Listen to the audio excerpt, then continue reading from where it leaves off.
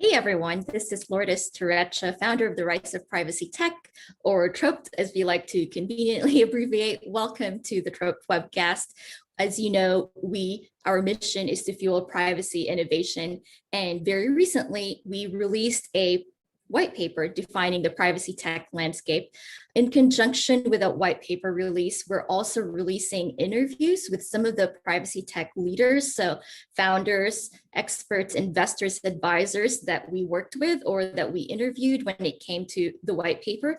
And I'm really excited today to have Alexandra Ross join us. She is one of the members of the Rise of Privacy Tech Innovators. She's also a member of the working group that worked tirelessly for months to produce this white paper. Alexandra is the Senior Director of Data Protection at Autodesk. She is also a privacy tech advisor and the founder of Share Mindfully.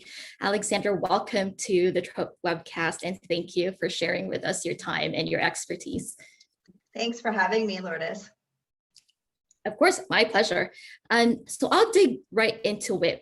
What is it about privacy tech that interested you, and what was so compelling about it that led you to, in addition to working in compliance and data protection and privacy programs in general, led you to also dip your toes into this very nascent space?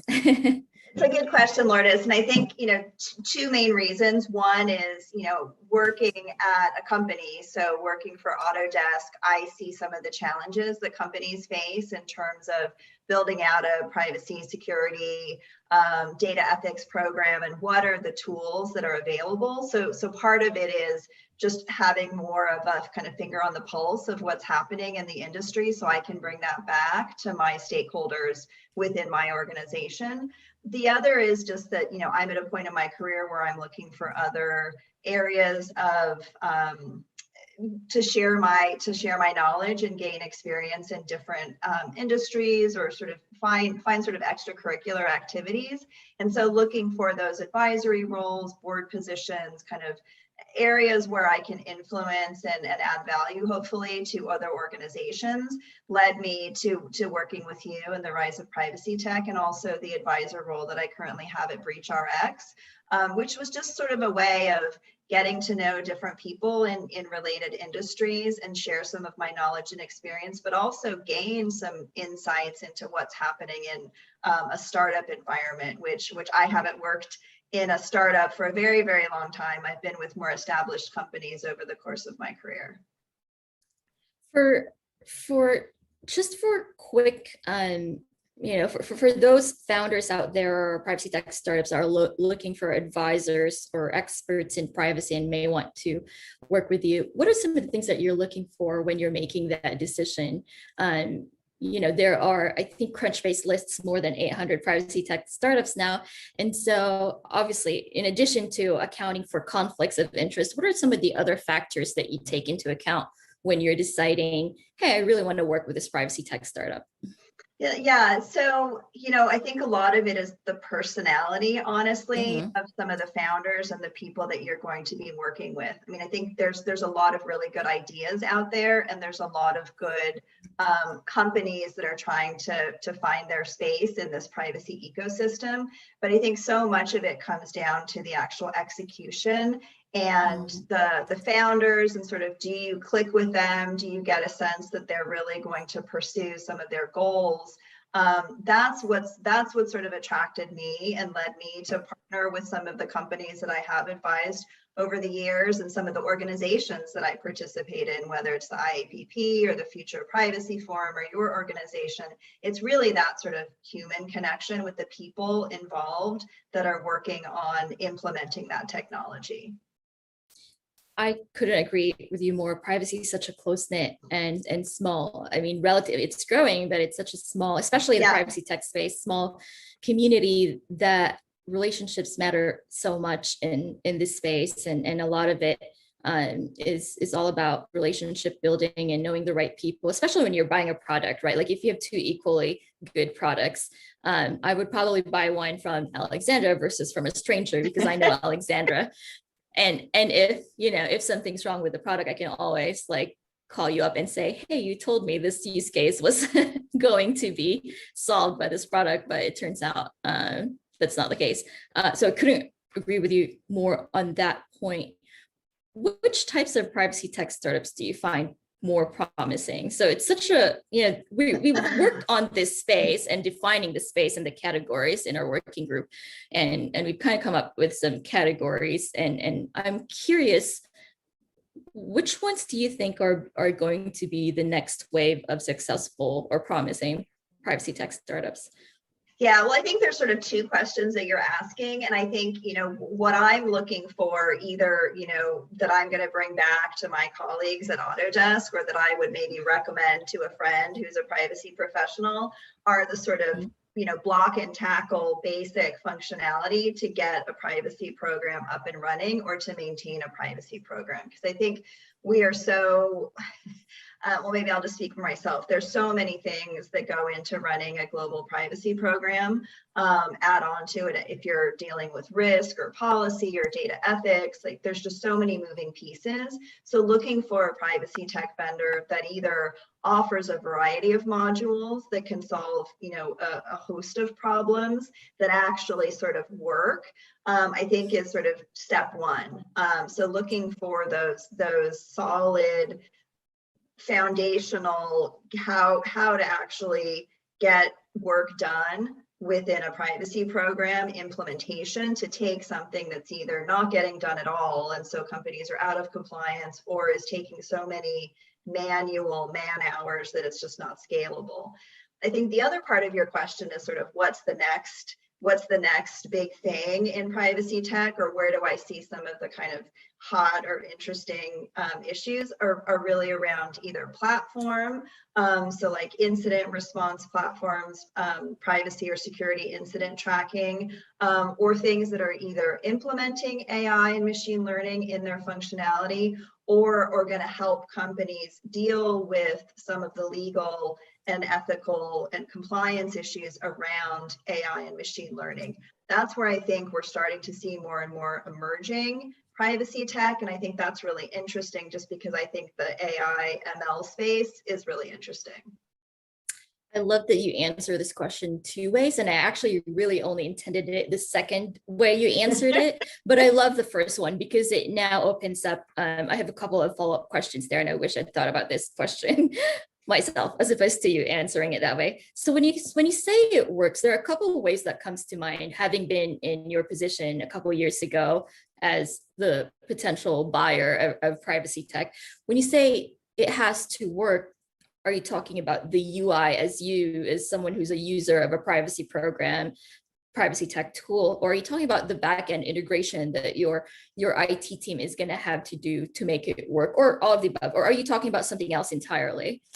No, it's a good question, and you're drilling down to get to more specifics. So I think there's a lot of pitches and there's a lot of promises that vendors generally make, and that's their business. Mm-hmm. I don't fault them for doing that, but I think when you're outlaying some money and you're working on implementation of a new product, especially in the privacy sphere where there's just not a lot of history there, you're trusting that what the marketing speak is around a particular feature or functionality of privacy tech is actually going to work in practice, and it's going to make somebody's life better or easier. Someone who's working in the privacy program, a privacy engineer or data analyst, or whoever you have on your operations team, it's going to make their life better, easier, get them the information in a easier way. So I think that's both the front end and the back end.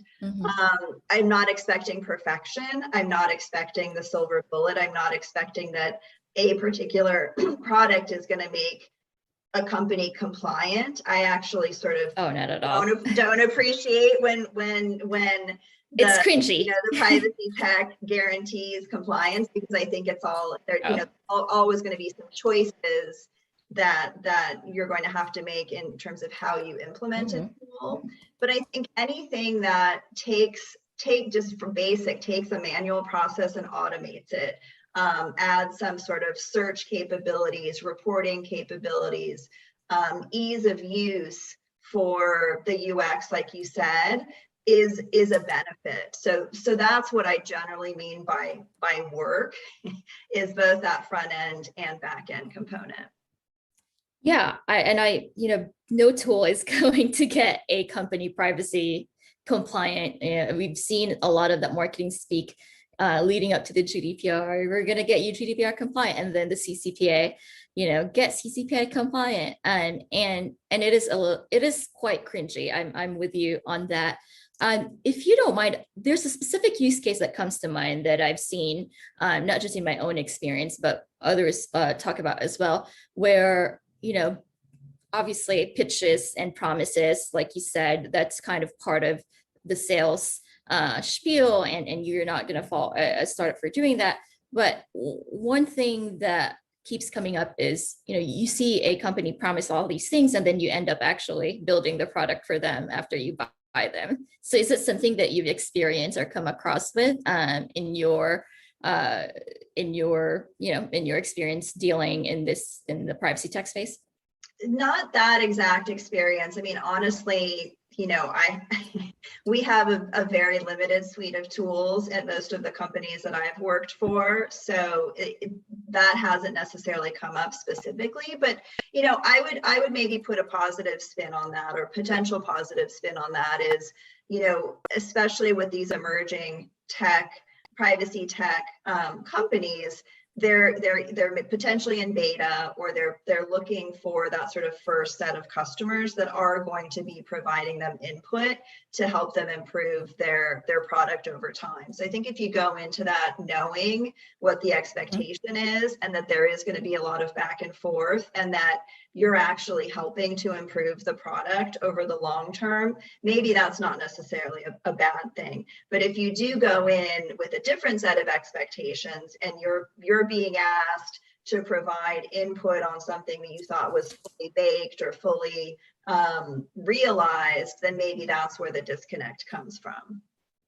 I think that's such a great point. Different organizations have different levels of risk. And so some of them might go into a transaction thinking this is the things that you promised during the sales pitch, those, are things that we expect buying this. But, there are also startups or other companies that are maybe smaller or medium sized that go in and understand that this is a beta POC situation, and we actually might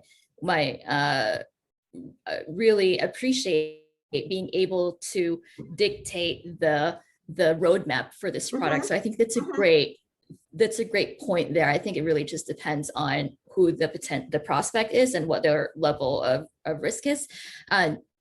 Speaking of betas, I'm curious, when it comes to working with some of these startups, I mean, it's just the nature of startup world. Like, you can't have a fully functional privacy program within a startup like that, right? Like, most startups don't deal with that until close to IPO. But when it comes to privacy tech, you kind of expect them to walk the privacy talk. So how do you have these conversations with some of the vendors or even the privacy tech startups that you advise when it comes to, hey, it's not just about the product that you're selling. You kind of have to look under the hood in your organization and do some of the work that you're preaching in your marketing speak. Yeah, it's a good question. So you're saying a company needs to sort of have their own house in order, right? And have their own privacy compliance for their own practices if they're offering privacy technology, as a especially if they are. I mean, just period, but especially if you're in this space. Most of the companies that I've worked with are sensitive to that, and they're small enough, and they're nimble enough, and they're sort of in the right stage of their development that they're able to implement some of those privacy practices from the beginning, which I think is so important, because if you're trying to glom on some privacy by design practices to a legacy company, that's often a lot harder than doing it from the beginning. So the conversations that I've had with companies that I've advised, or that I'm currently advising, I think it's definitely top of mind, and it's something that they consider.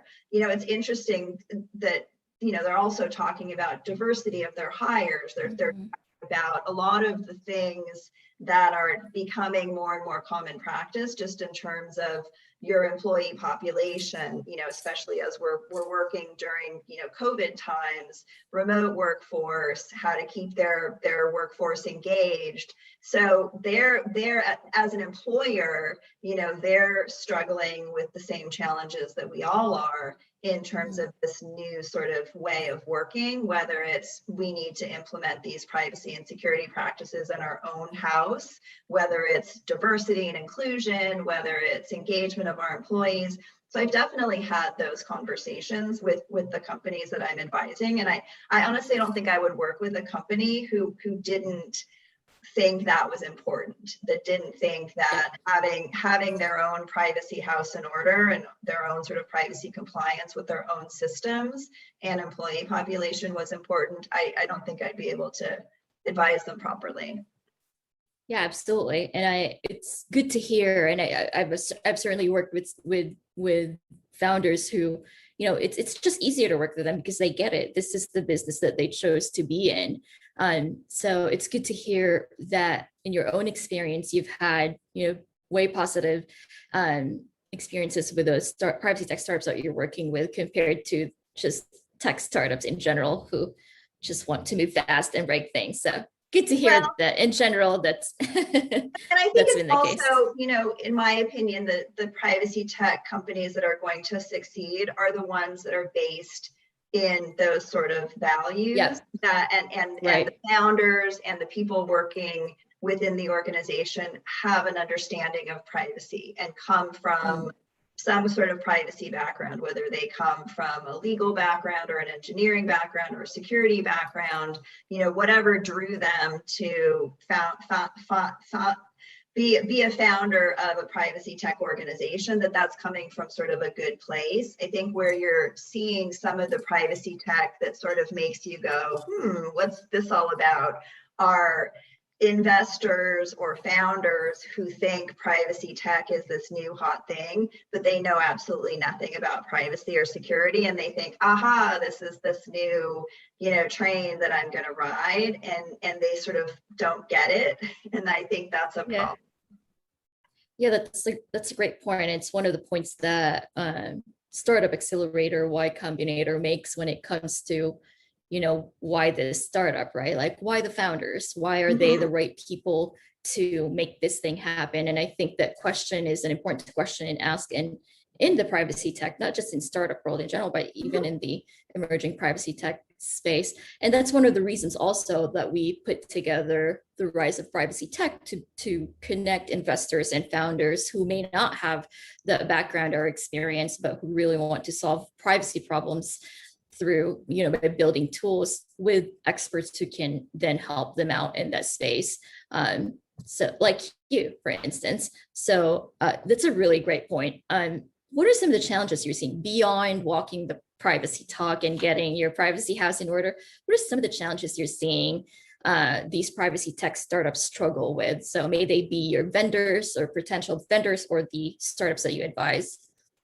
Yeah, so I think getting traction, we're starting to see kind of the big players emerge, and we've seen a couple of mergers between various privacy tech companies. So I think for the smaller companies, the smaller to mid-sized companies, it's finding their footing, finding sort of the right space for them to succeed, finding that sort of competitive edge, or are they offering something slightly different because it's a new feature functionality or it's a new geography that they're going after. So I think it's the same sort of breaking into the market with any startup. It's not unique to privacy. But I think what is potentially unique to privacy is some of that awareness factor that we were just talking about. So and I don't mean to say that just because you don't have a privacy background, you can't be in privacy tech, because I think what you're saying is there's a ability to learn it and to surround yourself with experts and people that can help lead the way. But I think you have to have a willingness to learn and an openness to know what you don't know.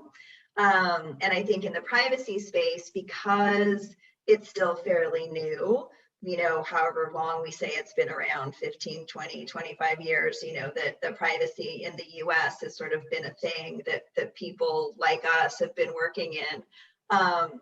There's still a little bit of lack of awareness or uncertainty about the privacy concepts themselves. So I think from a privacy tech startup, I think there's a bit of that hurdle to overcome, both when they're trying to get investors and when they're trying to get customers. So, finding that opportunity to say, I offer something that you need, and will benefit your organization. How do you make that pitch in an environment or in an ecosystem like privacy that is still emerging and it has more and more public awareness, but maybe not the full sort of awareness that would make that sale easier?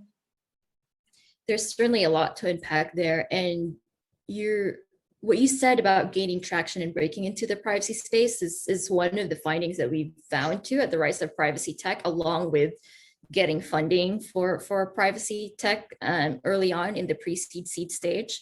But the breaking into the space is, I think you're right, like the privacy space in general is so small, and even in the US, however long it's been, 20 years, we pretty much know a lot of the people that are in this space. And so it really becomes incumbent upon founders who may not come from privacy to learn and be open to learning, to speak the language, to do the market research, to really understand their prospects' pain points and to solve in response to those pain points. Thank you for highlighting that. That's such a great point to highlight.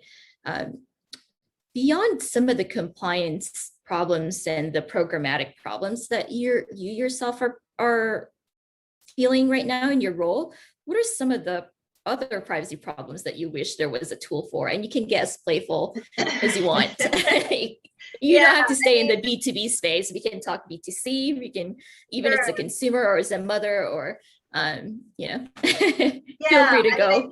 I think there's so many ways you could go with that. I think, I think, if you're a parent and you want to understand what are the privacy risks for your children on social media, is there a tool for that? I know there's some things you can do to block access and parental controls on your, devices and things, but sure, that might be a hot area.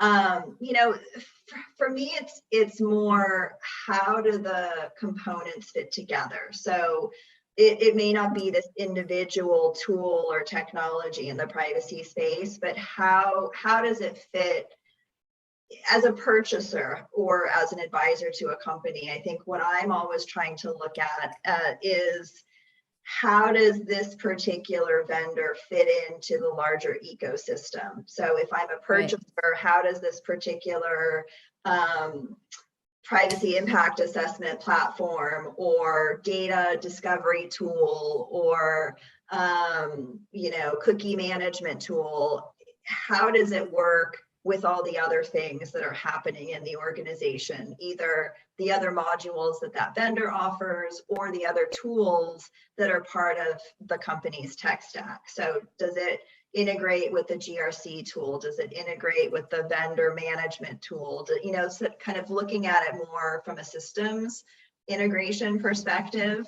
And I wish that vendors would keep that in mind in terms of a purchaser's pain point or purchaser's area of interest, is not just pitching their service in a vacuum, but pitching it in terms of how it fits into the larger data protection environment that the privacy professional or whoever's making the purchase has to contend with, or their colleagues have to contend with.